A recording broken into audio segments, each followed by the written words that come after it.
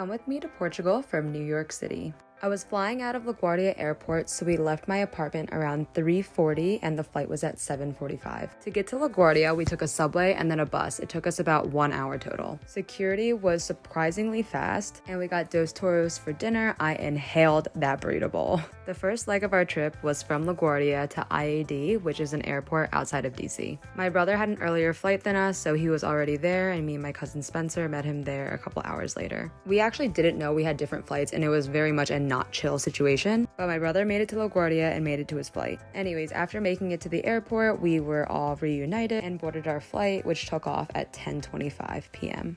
When we made it to Lisbon, we got there around 10:40 a.m. It took us about 1 hour to get through customs, so be prepared.